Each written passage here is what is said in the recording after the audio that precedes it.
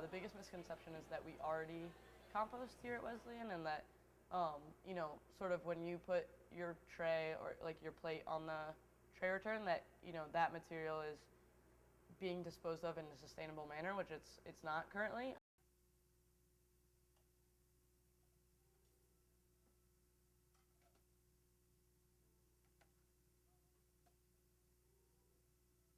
And you'll see students walking across campus, and somebody will throw an empty bottle of water into a common trash can instead of a recycling can.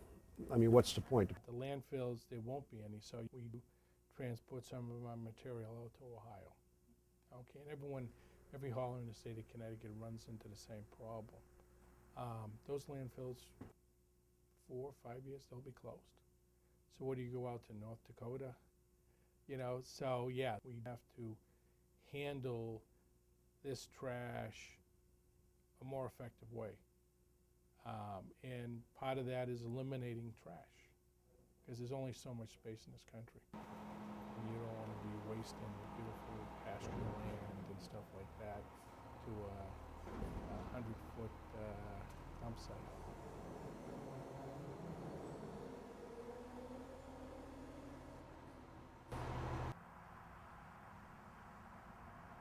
Composting to Wesleyan started about 5 years ago. The old environment, the old Eon, which was E3, at one point had purchased backyard composters for some of the wood frame areas. And that worked for a little while, but it didn't work very well because people were confused as how they worked. The squirrels kind of took over. They got knocked over and the lids were missing, and so that program kind of lost steam a little bit. When I started really, getting like my sea legs here and working here, and the composting and everything, and we were generating a lot of like veggie scraps, as you could imagine. I found that the pickup of the scraps, the regularity of that, the consistency of that was kind of lacking. As far as like who was going to pick it up, what day, what time, and it just became a problem because it was drawing pests like into the kitchen. Fruit flies, as you know, like love compost, and black flies as well. I guess I sort of restarted the composting committee in September. The idea for it, I guess, restarting it or in its current form, I think was generated last April, but I sort of tabled it in my mind until this year. What you're expected to do on the committee sort of depends on how much time you have and whether or not what you can actually do. For example, if you're 20 and had your license for 3 years, we'd hope that you'd be willing to drive the small electrical trucks we have around our campus.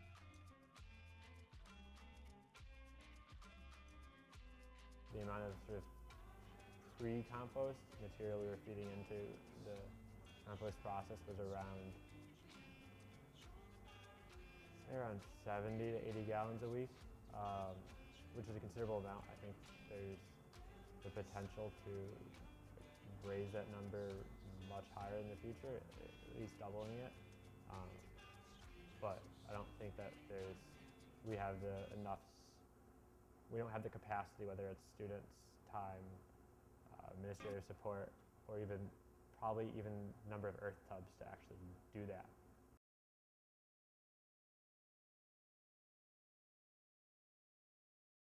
What I've been most surprised about is sort of our ability to get student participation in composting and not just get the buckets out to, I think it was 180 people, or housing units, which represents either 80 or somewhere between 800 to 1,000 students. The committee generally meets every week.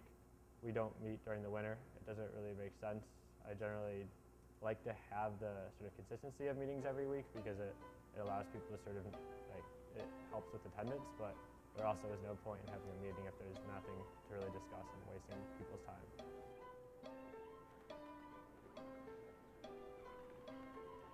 I think it will eventually be institutionalized. I think it's going to be a process. We might want to just do a little PR, but... Yeah, because I think people have sort of forgotten. Did you send an email to all the contact people? Yeah, I sent an email to all the contact people. Did anyone like reply with like? Yeah, a bunch of people replied with like, mainly just like, I forgot to empty my bucket last semester. I ruined it. Can I get a new one? Or like, we have so much compost where I live. We fill our bucket up so quickly in Wesco. Can we get 3 more? So like stuff like that. Yeah. So people definitely got it. Car whip machine. Do you have? Right? Yeah. I mean that's gonna probably fill up really quickly and need to be emptied all the time. But it should smell like earthy, not like you want to throw up. Not like rotting. Yeah, and it should be like turning colors. It probably won't be composting. I mean, I forgot to collect compost and wash, like at farmhouse and full house, because we've never done that ever. Oh yeah. I mean, I honestly don't see why we can't just drive across Wash in it. It goes like 25 miles an hour. When you have a green light, you can make it across. You're not gonna die. Like, I don't know. I don't think it's that big of a problem. It's a big pain in the ass, but I'll email Bill just to make it. I mean, I know it's legal. I know it's legal. It might not be safe, but it's legal. You can take the back streets. So like, well yeah, you could like drive across campus on those little pathways until you get to like Mount Vernon, then take Mount Vernon and just go straight across Wash when there's that green light. And like it should be totally fine. Yeah. I'm just like envisioning that little truck just getting like bulldozed over by something. I mean, it goes down the street to the high rise and low rise and makes it up the hill and. But that's like more like locked in campus sort of than, but whatever. Yeah, it's different. I definitely think that we've been hugely successful this year, and I don't want to sort of like undermine that by saying that there could never be a totally student-run initiative where, you know, it was a practical resource on campus, but as I mentioned earlier, in terms of, you know, people going abroad, people graduating, and most of the people in our group are sophomores, so when you think about it, you think, oh, well, we'll all be here for 2 years, and so we'll have enough time to sort of, you know, galvanize support and sort of pass the torch on to someone else. I guess I joined the composting committee because I really kind of value the idea of existing in a closed loop system or living in a closed loop system. It's just like great that we're part of this club too, because like we're learning all the like bureaucratic procedures that are involved in like ordinances and various things like that like contribute to waste management. And I mean at Yale, did they even have to have a composting committee before they had a composting like facility? Was it? I bet it was just some guy's idea. It's like, hey, let's compost. Let's call this industrial company to do it. But like with our process, we're like also thinking of it industrially, but also on a small scale. And when we think of it industrially, hopefully like we won't just be giving it to them to deal with. We'll also like have to be aware of the responsibility that we give to that company that's doing it. Hopefully we'll choose like a good one.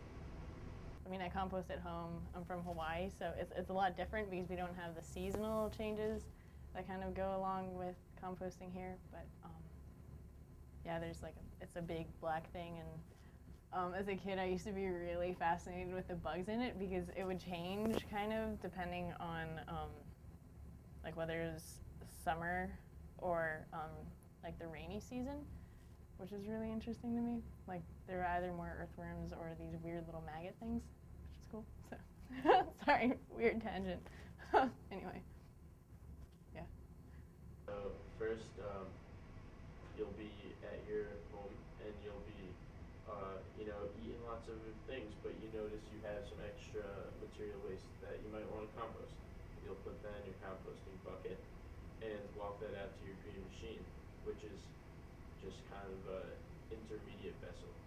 And then one of your compost committee organizers will go out there, take the green machine compost, and transfer that to another bucket or another bin that they will then, with their cart, drive it out to, or give it to Longline Farm, or just the plant who takes it to the larger compost machine at Longline Farm, which will actually do the majority of the turning to compost work. I now have 2 earth tubs running at the same time out at Long Lane Farm. All of the vegetable matter that comes from used end kitchens, it's all pre-consumer vegetables, stuff that they cut up to begin with. The President's House is a regular donator of compost. 156 High Street, Wes Wings, 45 Broad Street, and there's one fraternity that has a kitchen on campus that sporadically gives us pre and post consumer material. And we load the earth tub up, and I load it up with leaves, and I personally spin it 3 or 4 times a week, and we get all the compost that comes out of that goes right into Long Lane Farm. So then it sort of is not anyone's responsibility, and it sort of falls to, you know, the task of especially Bill Nelligan, who's, you know, the sustainability director at Physical Plant, but he's only one person, and he does a lot of other things, I know, with, you know, chemistry labs on campus, so he sort of just has so many different jobs on campus that he can't possibly take care of everything. My boss really doesn't want me even spinning the earth tubs. It's, you know, something I should be delegating, but, you know, there's nobody to delegate to. I think the most important thing for our committee is to see the work that we're doing institutionalized by either Physical Plant or with Use In by, you know, Bon Appetit and things like that. So, but the problem with that is that both Physical Plant and Bon Appetit are unionized, so their workers have strict contracts of, you know, what is in their job description and what they're expected to do on a day-to-day basis. Where's post-consumer waste going to go? Who's going to pick it up? How much is it going to cost to bring it to point A, B, C, wherever it's going to go? These things are still in the works. We also, here at Wesleyan, I deal with a union contract. My food service workers are organized with Local 217. So there becomes who is going to do the work. It's not just simple as saying to one of my employees, okay, here's what we're going to start doing tomorrow. All right, it's going to be a cause and effect. There's going to be more work on them. There's going to be heavier lifting for them. You know, how actually is it going to be? So there could be some pushback from that too, depending on how it goes. That's why I like to see students get involved.